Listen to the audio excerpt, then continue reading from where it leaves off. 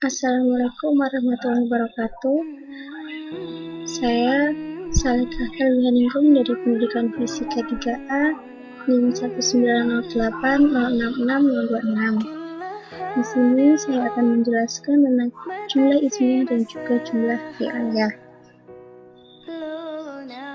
Di sini jumlah fi'liyah dan jumlah ismiyah ini masuk dalam kategori qawaid nahwiyah atau tata bahasanya. Jumlah ismiyah atau kalimat ismiyah ini terdiri dari mubtada dan khobar. Mubtada ini adalah subjek dan khobar adalah predikat. Dalam memaknai kitab, mubtada ini bisa kita ganti dengan simbol mim di atasnya, di atas kata subjeknya. Kemudian jika khobar atau predikatnya bisa kita ganti dengan huruf kha kecil di atasnya. Jadi dalam jumlah ismiyah, mubtada itu pasti di awal kalimat, kemudian diikuti oleh khobar. Kemudian mubtada ini dibagi menjadi dua, yaitu dzaraf dan dhamir. Dzaraf artinya terlihat, yaitu dalam kalimat ismiyah tersebut terlihat jelas maksud dari kalimat tersebut. Kemudian atau mubtada'nya itu jelas seperti ana, anta, seperti itu, atau salekah, atau Ahmad, Zaid, itu. Kemudian yang kedua yaitu dhamir dengan kata ganti. Maaf, saya tadi salah, ketika dzaraf tidak bisa ana atau anta karena masuk ke dalam dhamir, jadi semuanya bisa langsung mengatakan namanya seperti Zaitun, tilmitun Zaid, utawi Zaid, ikutun itu murid, adalah murid. Nah, jika dhamir itu harus menggunakan kata ganti. Nah, maaf ya, ini saya kurang rapi menulisnya, harusnya dibuat terlebih dahulu, yaitu kata ganti atau dhamir biasa digunakan adalah huwa huma hum, hiya huma huna, anta antuma antum, nanti antuma antuna, ana nahnu. Kemudian dalam jumlah ismiyah dikenal dengan tiga hal ini. Apa saja semua ini? Ini adalah mutakalim, mukhatab atau mukhatabah, ghaib atau ghaibah. Mengapa di sini ada tok marbutoh dan di sini tidak? Karena jika tidak ada tok marbutohnya ini ditujukan kepada laki-laki. Jika ada tok marbutohnya ini ditujukan untuk perempuan. Nah, mutakalim ini adalah orang yang berbicara atau orang pertama, sedangkan mukhatab atau mukhatabah adalah orang kedua yang diajak bicara. Nah, ghaib atau ghaibah adalah orang yang dibicarakan, berarti orang tersebut tidak ada dalam pembicaraan, dalam pembicaraan itu berlangsung, tetapi orang tersebut yang dibicarakan. Mutakalim yang biasa digunakan yaitu ana wa nahnu. Ana itu saya, nahnu adalah kita atau kami. Dalam mukhatab atau mukhatabah biasa digunakan adalah anta, anti, antuma, antum, antuna. Anta kamu laki-laki, anti kamu perempuan, antuma kamu dua laki-laki atau dua perempuan, antum kamu banyak laki-laki, antuna kamu banyak perempuan.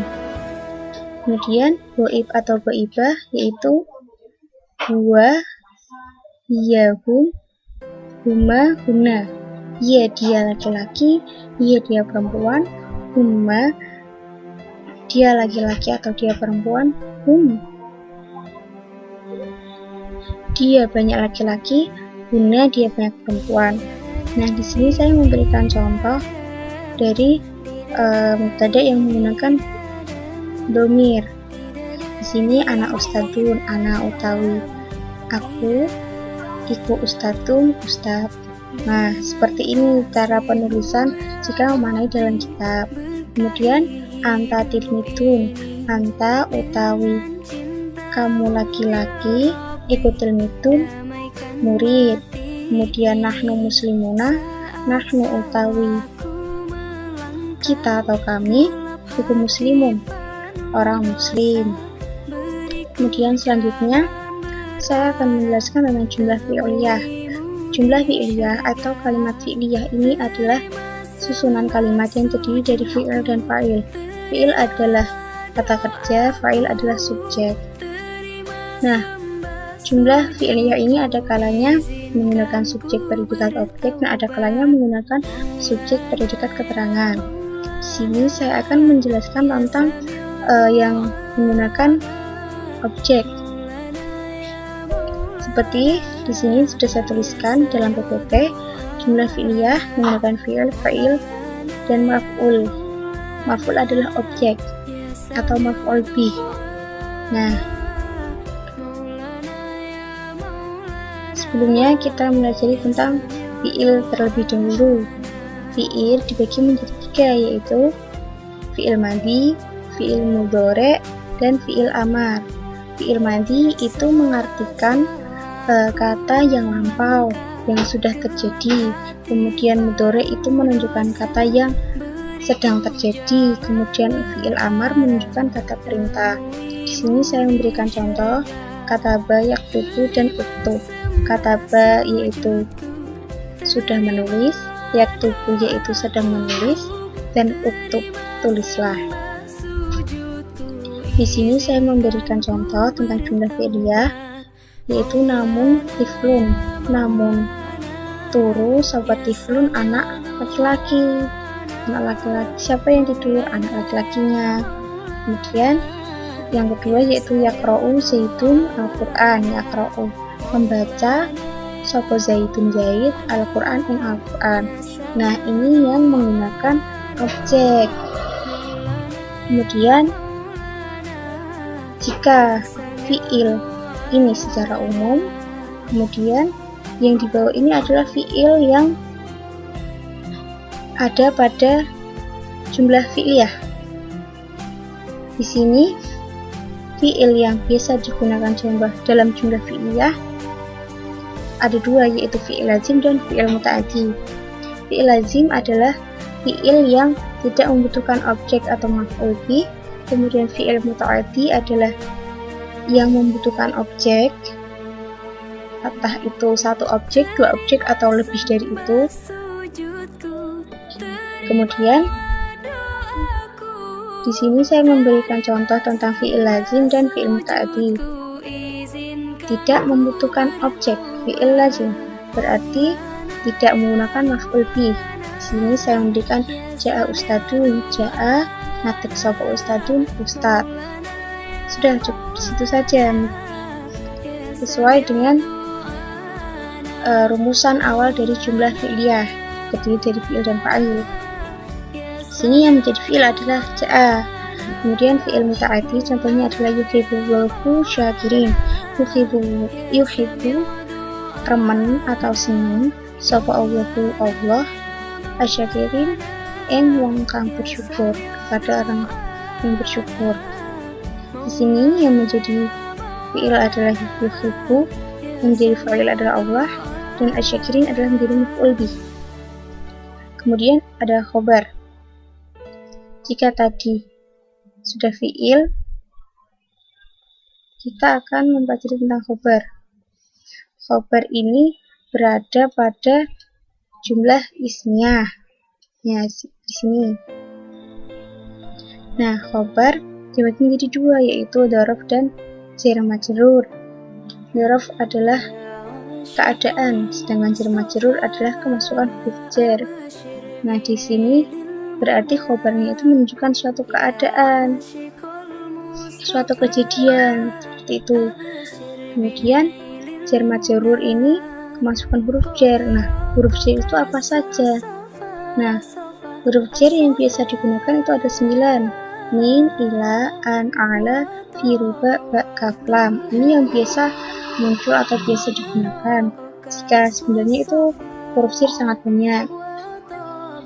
Sini saya memberikan contoh tentang khobar dzaraf, yaitu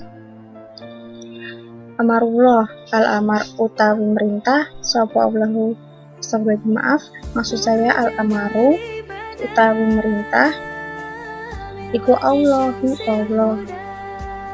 Yang memerintah adalah Allah. Nah, seperti itu kurang lebih. Nah, kemudian untuk contoh yang cermat-cerut di sini saya menggunakan huruf jar yang fi. Kalimatnya adalah al-jihadu fisabilillah. Al-jihadu utawi jihad iku fisabilillah. Iku fisabilillah ing dalem dalane Gusti Allah, yaitu jihad di jalan Allah. Huruf jar ini mengakibatkan atau membuat huruf yang paling akhir atau akhir dari kata itu, kalimat itu adalah kasroh. Itu pasti, sudah bisa dipastikan jika ada huruf jar pasti belakangnya kasroh. Nah, wabar ini juga bisa digunakan dalam jumlah fi'liyah, namun jarang, lebih sering pada jumlah ismiyah. Tapi ada kalanya juga bisa digunakan dalam jumlah fi'liyah. Nah, kemudian ada isim. Isim di sini dibagi menjadi 3, yaitu mufrad, tasniyah, jamak. Nah, isim ini biasanya berada pada awal kalimat dan biasa menjadi sebagai mubtada. Nah, di sini ada 3, yaitu mufrad, tasniyah, jamak. Mufrad itu menunjukkan arti 1, tasniyah 2, jamak itu lebih dari 2 atau banyak. Di sini memberikan contohnya saya, yaitu rojulun, rojulani, rijalun. Rojulun artinya 1 laki-laki, rojulani 2 laki-laki, rijalun 2 laki-laki atau banyak. Di sini saya memberikan contoh lain. Sebelumnya ini ada contoh yang sudah saya kasih di atas. Ini ada fi'il lazim dan fi'il muta'addi. Contoh dari fi'il lazim adalah jalasa doifu alal kursi, jalasa lungguh sopo doifun ala kursi, tamu ing kursi, duduk. Siapa yang duduk? Tamu di kursi. Kemudian ada ja'a ustadun, ja'a ngate, sopo ustadun, ustad. Berdiri, siapa yang berdiri? Ustad. Nah, di sini yang menjadi fi'il adalah jalasa dan ja'a, yang menjadi fa'il adalah doifun ala kursi dan ustadun. Kemudian untuk fi'il muta'addi, contoh lainnya adalah kataba kusam ateris, kataba nulis sopo kusam, kusam ateris ing pelajaran. Sudah menulis, siapa yang menulis? Kusam. Gimana apa yang ditulisnya, tentang apa? Tentang pelajaran. Yaqra'u muslimu Al-Quran, yaqra'u membaca, atau membaca atau moco, sopo muslimun muslim Al-Quran ing Al-Quran. Sedang membaca, siapa yang membaca? Orang muslim. Apa yang dibacanya? Yaitu Al-Quran. Nah, sekian penjelasan saya tentang qawaid nahwiyah. Maaf apabila ada kesalahan dan apabila ada penjelasan yang kurang tepat, saya mohon maaf. Terima kasih. Wassalamualaikum warahmatullahi wabarakatuh.